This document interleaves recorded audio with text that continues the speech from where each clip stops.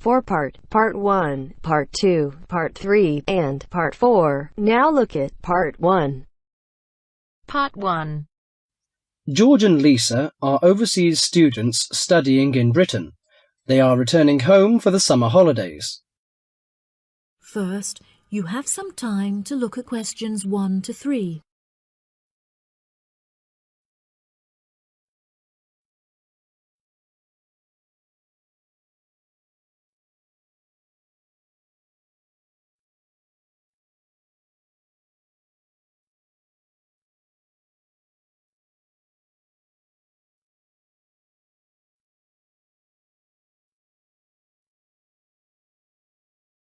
That'll be $23. Right, there's your change. Have a nice trip. Oh, I'll just get your bags out of the boot. Thank you very much. Now, George, let's find the check-in desk. Yes, but with all the changes they have made here at the airport, I'm not sure where the check-in desk is. I know, it's strange, isn't it? Why don't we ask for help? Good idea. What about that man sitting down over there? Which one? The one with the hat on and in the trolley? No, the one with the uniform behind the table. I'll ask him. Excuse me, could you tell me where the check-in desk for France Air is, please? Oh, let me think. The best way to get there would be to turn left at the end there, where the cafe is, and then go straight ahead until you're opposite the departure gates entrance. Oh, no. Sorry. It might be quicker to turn right as soon as you get past the cafe, and keep going along the corridor until you come to the sliding doors at the end. On the left. Yes, that's it. All the check-in counters are in a hall there. I'm pretty sure France Air is directly to your left as you walk in the hall. Thanks a lot. So, it's the left past the cafe and then right opposite... The bookshop. You can't miss it. Come on then, Lisa. We don't want to be late, and I want some time to get a cup of coffee and look around the bookshop. OK, George, but I want to go to the restroom first. I'll meet you at the check-in desk.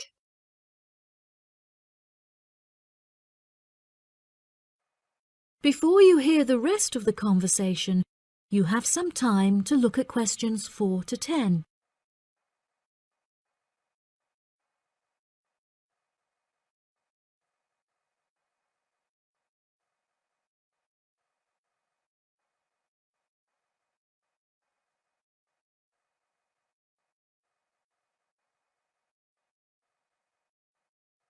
Now listen and answer questions 4 to 10.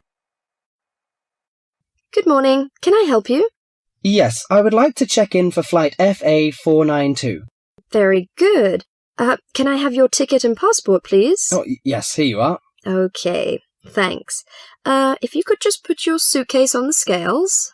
Oh, I have this extra box that I want to take as well. OK, well, that's extra luggage, so I'll have to get you to fill out an excess baggage declaration certificate. It'll cost extra, I'm afraid. Let me see. $40 exactly, if the total value of your contents is under $400. Oh, well, what's the form for? It's just a form you have to fill out so that if there are any problems, we'll know where you are and how to contact you. So, if you can give me a few details, I'll key in the information. OK then, your passport says your name is Lavier. Is that right? Yes, George Lavier. George, Lavillliers.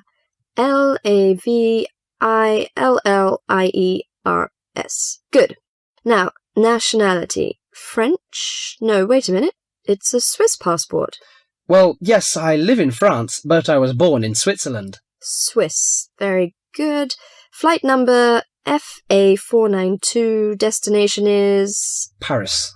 Are you connecting with any other flight in Paris, or will you be staying there? I'm spending my vacation in Paris. Well, Sèvres, just outside Paris. OK. So what's the phone number there? Let me think. The country code for France is 33, and the number is 198614537. Right, so that's 331-9861-4537. Yes, that's it. And can you tell me briefly what you have in the box? Well, there are some books, just university textbooks from last semester, some clothes, and, my computer disks. Okay, thank you. And what would be the approximate value of the contents? Quite a bit, actually. About $150. That's all. There's your receipt for the books, your passport and ticket, and here is your boarding pass. Gate 7. You can board the plane in about 35 minutes. Have a nice flight. That is the end of part 1. You now have half a minute to check your answers.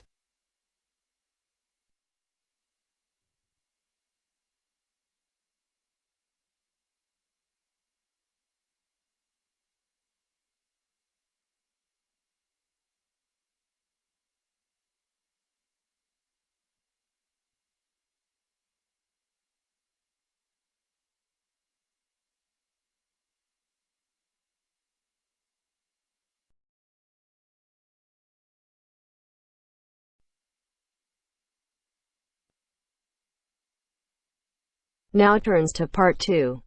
Part 2. This morning we are going to look at the issue of cloning.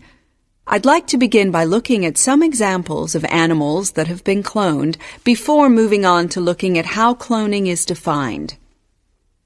First, look at questions 11 to 13.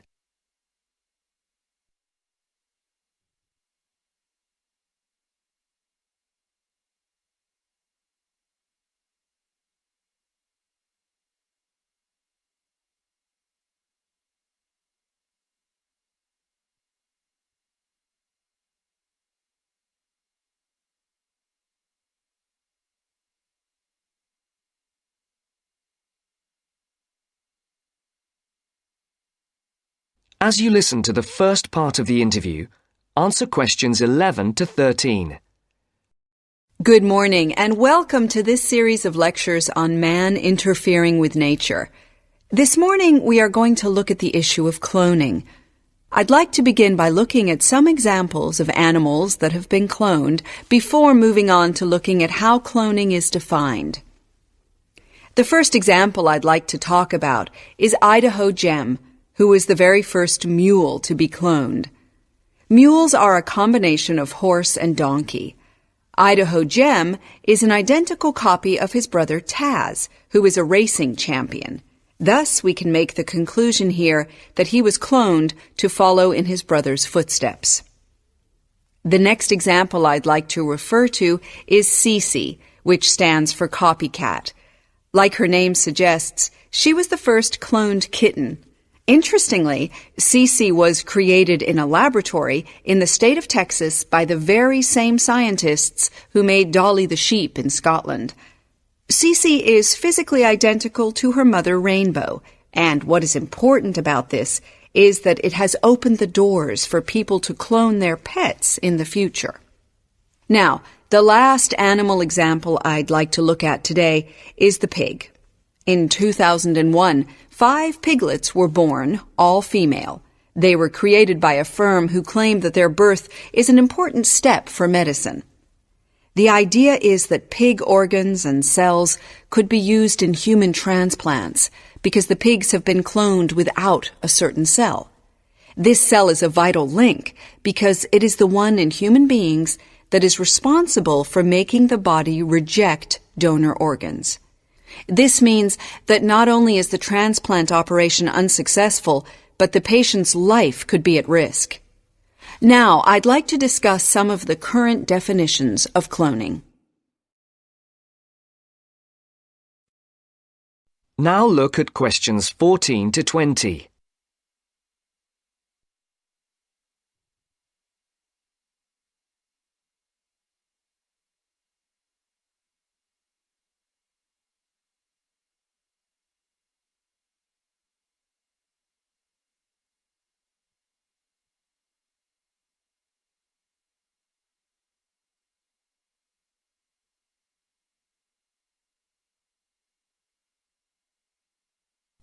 One kind of cloning, the kind commonly found in plants, occurs when plants reproduce themselves around the original plants, known as the parent plants.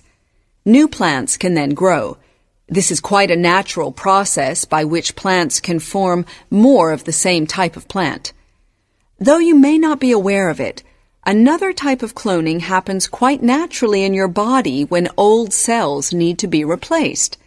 Cells in your body split into two and make new chromosomes, and it is the chromosomes that contain our genes. Embryo splitting is another form of cloning, which can happen quite naturally when cells split to form two identical twins. You may then be asking yourself what all the fuss is about, if cloning does in fact happen naturally because sometimes man can interfere with nature and it can work. Take embryo splitting as an example. Now, this type of cloning is quite common in farming, and it is used to breed new bulls and cows. Embryos are placed into foster mother cows, and these then grow into calves. And though some may consider this to be artificial, it has been going on for the last 10 years with relatively few problems. Now, the last type of cloning I'd like to mention is perhaps the most controversial. This type of cloning is called nuclear transfer, and it is when the nucleus of a cell is put into an egg of another animal that is genetically the same. This is done in a laboratory, and after about 5 or 6 days, the embryo is implanted into a donor mother, which is how Dolly the sheep was made. One argument in favor of cloning is that it can help in medicine, as in the case of pigs being used in transplant operations. It is true that many people can wait for up to a year for a new kidney, and then still run the risk of their bodies rejecting the donor kidney. But will using pig organs really be the solution? To answer this question, I'd like to take a look at some responses to the whole idea of using pig organs in humans. Neil Blackwood, who works for the company that cloned the 5 piglets, described it as a major medical advance that could solve the global problem of a lack of organs to use in transplant operations. This could lead in the future to saving human lives. Sheila Halliday, a leading transplant surgeon, does not share his view. She believes that although it is possible to use pig organs in humans, there are very real dangers. Halliday points out that diseases and infections could be passed from pig to human. Of course, she does not yet know this for certain, which is why Halliday strongly advocates that more scientific research be done. She firmly believes pig organs should not be used in human operations until these findings are made public. That is the end of part 2. You now have half a minute to check your answers.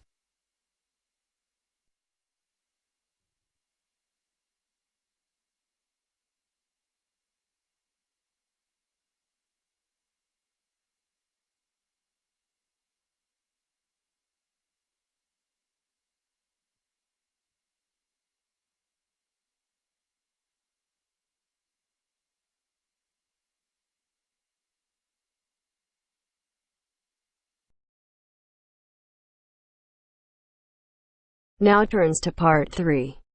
Part 3. You will hear a conversation about plans for a university sports centre. First, you have some time to look at questions 21 to 26.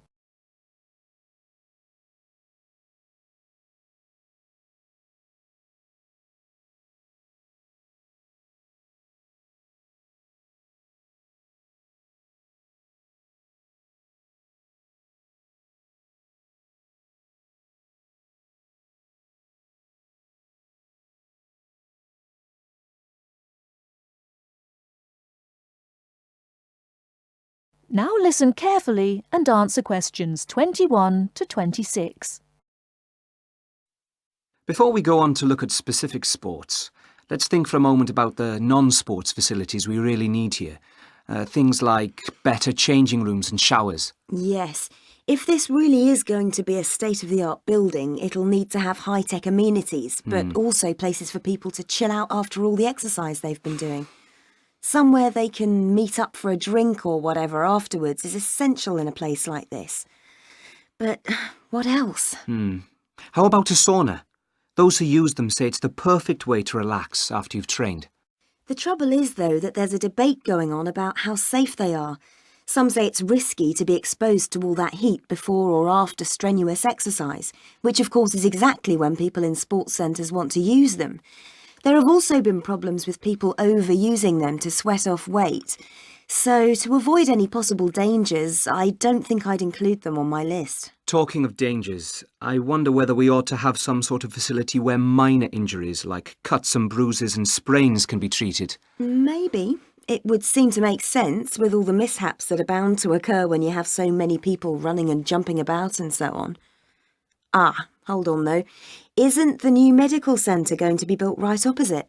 Yes, it is. It should be finished by the end of next year. Then there's no point, is there? Anyone who gets hurt can go over there, where there'll be much better treatment than anything we could offer on site. Yes, I can see that. What we should provide, though, is a facility with full-time physiotherapists for everybody on the campus, that is.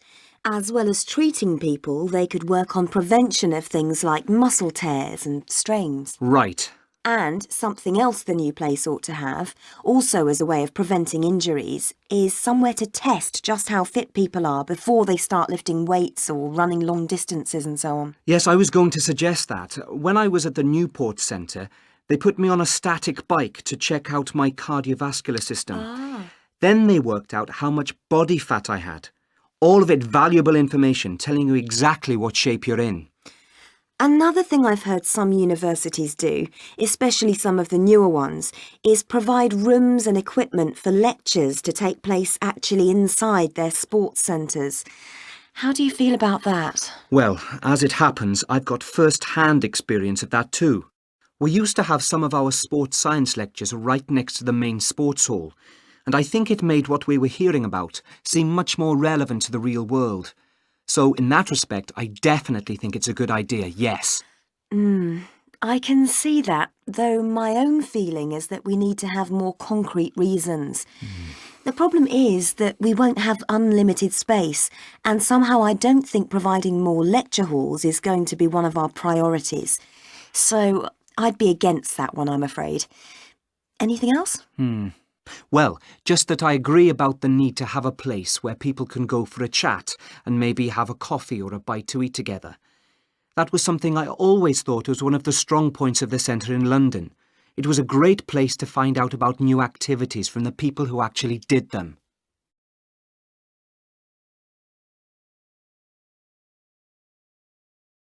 Before you hear the rest of the talk, you have some time to look at questions 27 to 30.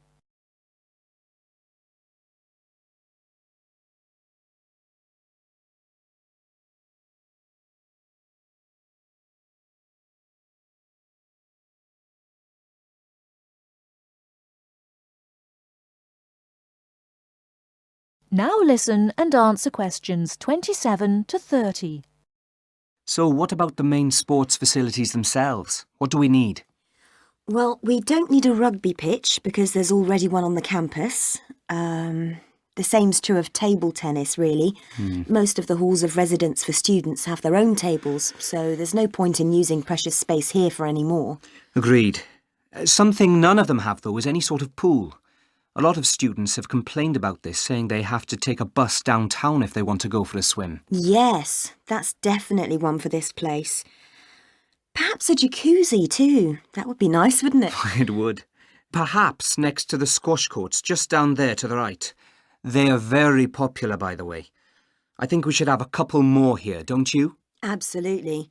And another sport that's been growing in popularity is volleyball, especially since we did so well at the last Olympics.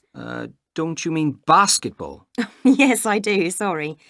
Anyway, the point is that there is a court in the old gym next to the Students' Union building, but it always seems to be fully booked up, even though it's not very good. And there's nowhere else on campus to play. OK, let's have one of those too. How much space have we got left, by the way? That is the end of part 3. You now have half a minute to check your answers.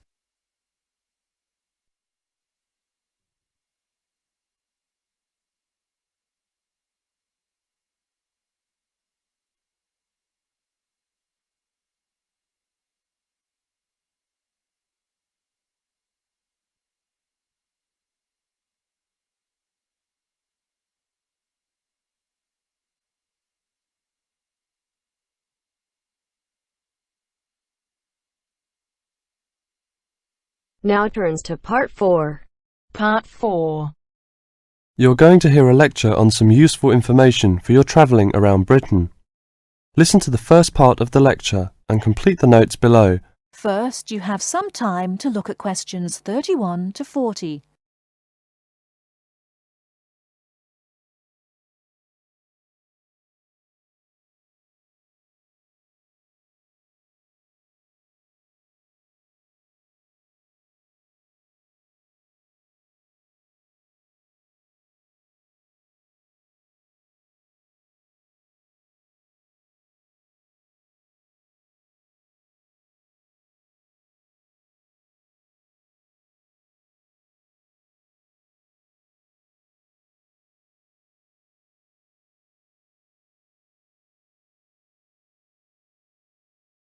Now listen carefully and answer questions 31 to 40.